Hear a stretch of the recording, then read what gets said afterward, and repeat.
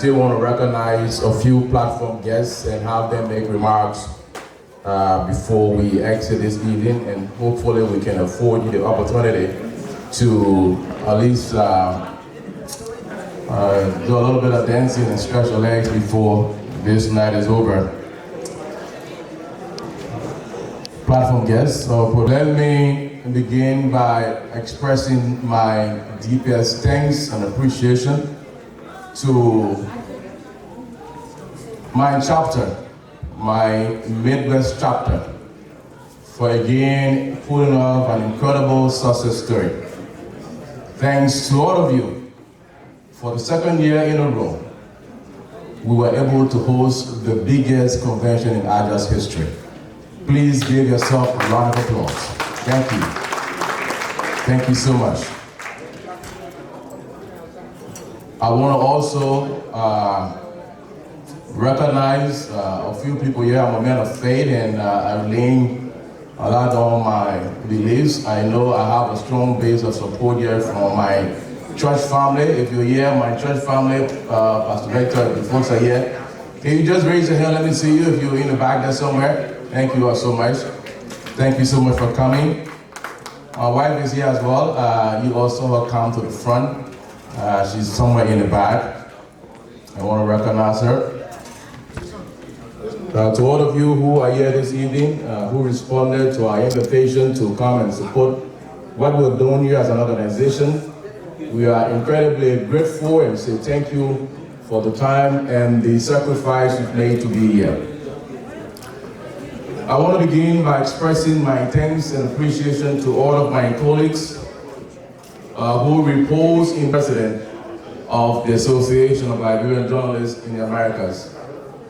I consider the fact that I ran unopposed in these elections in an organization so skilled and talented as a singular honor. Over the next 2 years of my tenure, I will work to prove myself worthy of your trust. More than a decade ago, I arrived in the United States determined to be impactful in Liberia, even as I took up residence here. I identified an organization that I felt would help me achieve that goal, and attended my first convention of any organization in the early 2000s in Washington, D.C. That organization was the Organization of Liberian Journalists in the Americas, Alja.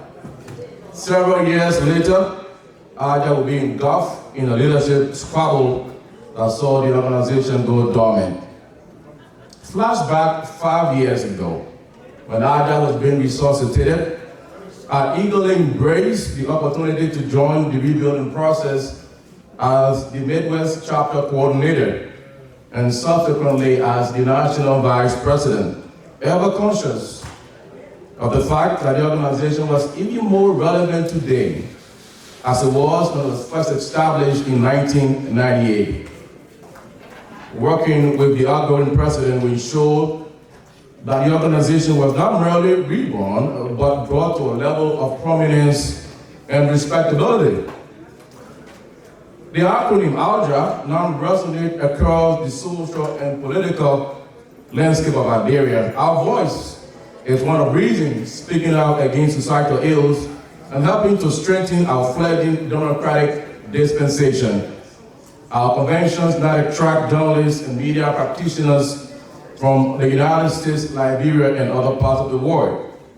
It is arguably the largest gathering of retired and practicing journalists in the diaspora. While recognizing the achievement we've made over the last 4 years, we've come to this office fully cognizant of the enormous challenges which lie here. Just today, we listened to the plight of our colleagues in Liberia. Many of them are underpaid, if paid at all. So much so that they've had to compromise their ethical standard or perhaps leave the profession for something else that pay a salary or living wage. Today we had a robust discussion in terms of what we can do as an organization to be able to help our colleagues in Liberia. Under this leadership, we will continue to explore avenues that will help us reach out to our colleagues and see how we can be impactful. Anyone who doubts our ability and determination to lead this chapter in Alja need to look no further than the last 2 years when Alja Convention moved to Minnesota. Over the last 2 years, under our direction and with the help of my amazing Midwest chapter, we have managed to transform the Alja Conventions into an engaging and intellectually rewarding experience for our conferees. Last year, we engaged some of the major media institutions in the Twin Cities, including the Star Tribune and the Minnesota Public Radio. This year, and for the first time since Alja was revitalized, we held a media workshop for our colleagues in collaboration with the Herbert School of Journalism and Mass Communication at the University of Minnesota.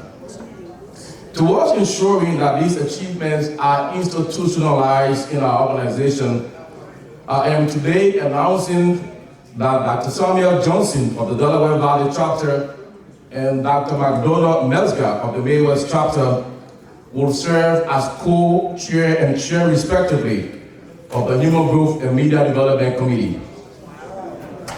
Other members of the committee will be announced shortly.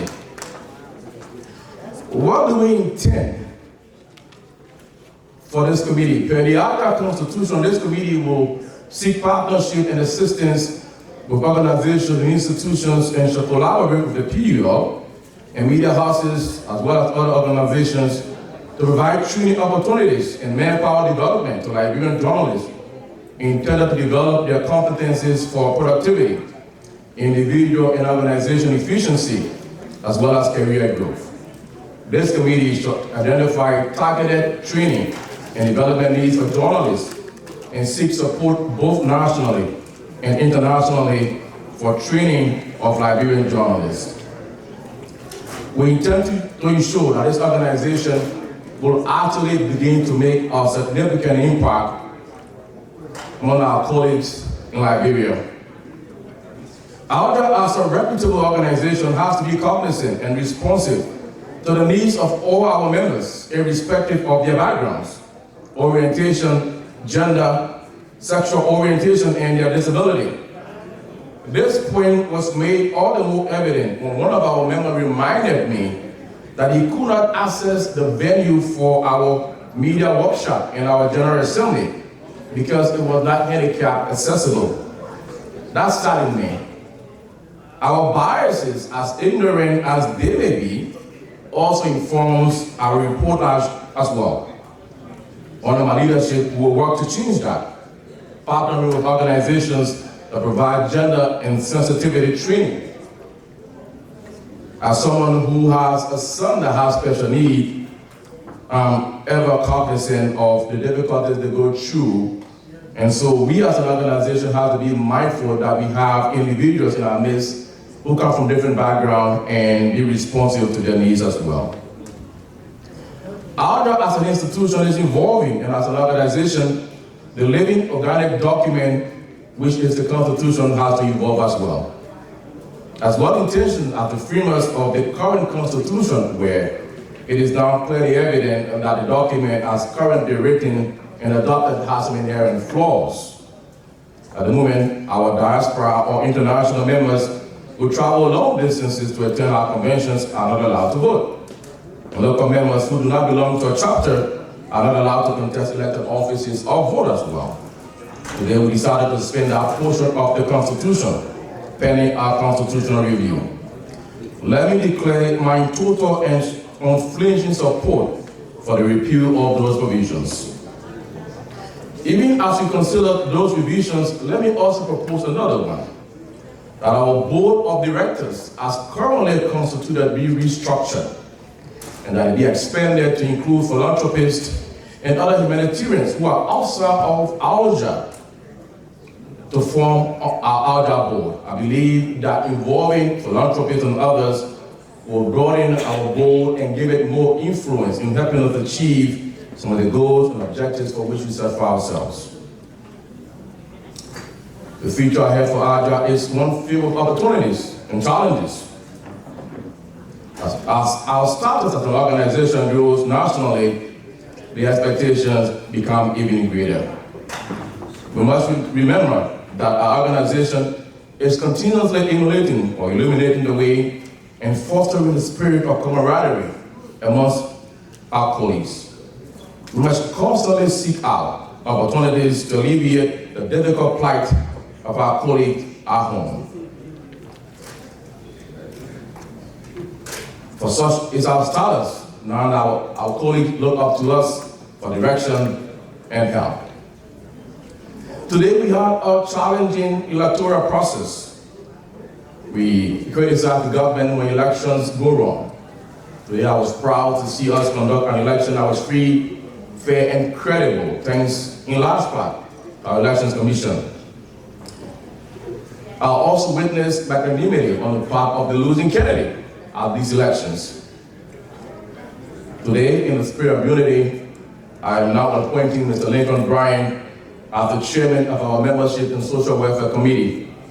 I recognize Mr. Bryan's dedication to this organization, and I believe he has the skill and the experience to take on this task, realizing that as an organization, we have a lot to do in recruiting members. So Mr. Bryan will serve in our capacity beginning today. I said I won't speak long, and so I want to just wrap up and say in closing, thanks again to all of us who've made this convention successful. I say to you, we must remain resolute in speaking out against excesses in this government. That this organization has elected us today doesn't mean the voice, the critical voice that we've expanded in the past will be silenced today. We'll continue to speak out against those issues we see in government that we need to speak out on, that we did in previous government and will continue to do in successive governments.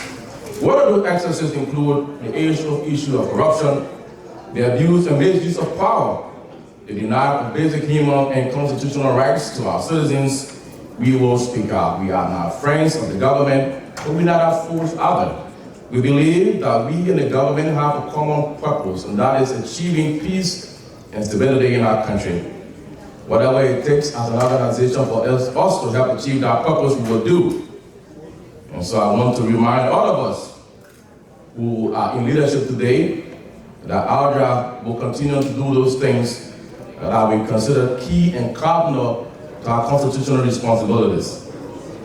We'll be critical again, like I said, but we'll be fair, because we in the diaspora are inextricably linked to everything that happens in Liberia. Today, if there's a crisis in Liberia, many of us here will be affected indirectly. And so there's no way we can sit out the by and not speak out when things are not going correctly in our country. As an organization, our strength depends on the commitment of our membership. So again, I ask for renewed commitment of all of you here tonight. We cannot do this on our own. We need all of you to support this journey we began. Alja is poised to enter a new chapter. And with this new leadership, we are quite up to the task. Again, I say thank you for entrusting us with the leadership of Alja.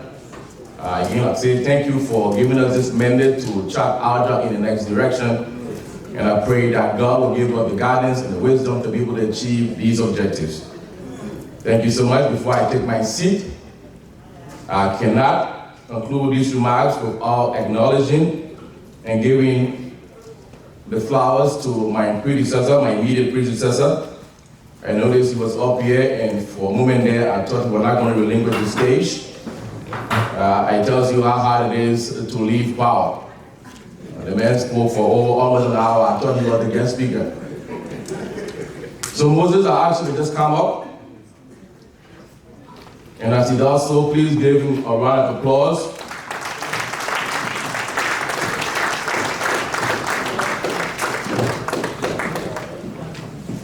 I know Moses spoke eloquently earlier today about where Alja was and where Alja is today. And credit to him and this administration, of which I'm proud to have served as the Vice President, for bringing up to this stage. Moses dedicated a lot, and even as he's up here, I just want to call his grandma to please join him here on stage. Today, as we begin this new administration, it's fair to give him his due credit. So Moses, I want to congratulate you again and say thank you as you go to retirement. I'm looking to see what the retirement fee will be, so that when I do retire too, hopefully we'll get my retirement benefits. Can someone please get us the plaque, please?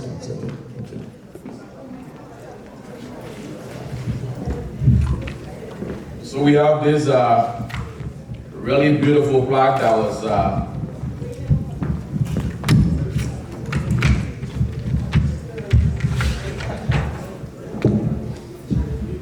here is it. It says Association of Liberian Journalists in the Americas, Alja, presented to Moses D. Sembi for exemplary leadership of the Association of Liberian Journalists in the Americas, Alja, 2015 to 2019, October 5, 2019, Minneapolis, Minnesota.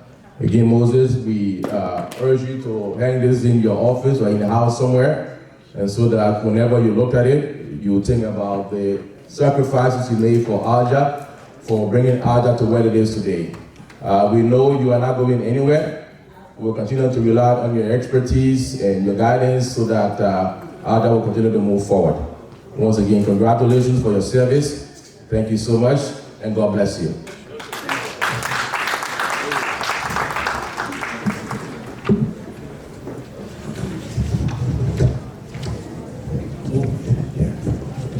Yeah, and Moses should have done something earlier, but I think he got talking a lot and forgot. So, and I will give you the microphone this time as president.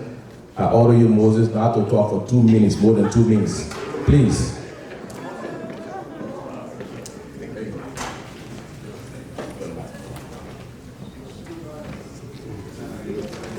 Thank you.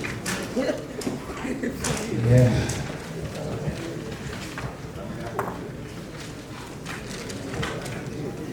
We just want to correct a mistake we made earlier. And Joe, I want to say thank you to the Alja family for the honor rendered me tonight. This did not come by easily. It came as a result of team support, and Joe Basin was part of that. So I want to say my family and I graciously accept the honor bestowed on me tonight for exemplary leadership. Thank you.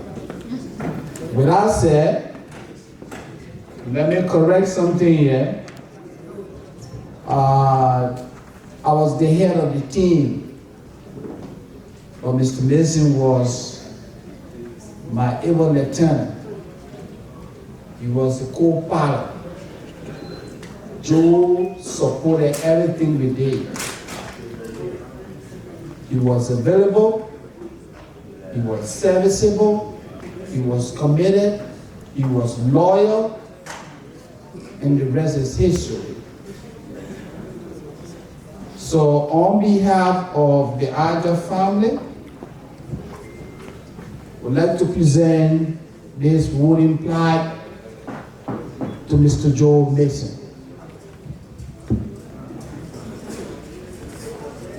It says Association of Liberian Journalists in the Americas, presented to Joe S. Mason for outstanding leadership of the Association of Liberian Journalists in the Americas, Alja, 2015 to 2019. October the 5th, 2019, Minneapolis, Minnesota. Mr. Mason, Once again, I want to say thank you for being a team player. I could not have done this by myself, but we held together, and I will remain available whenever you need me. Thank you.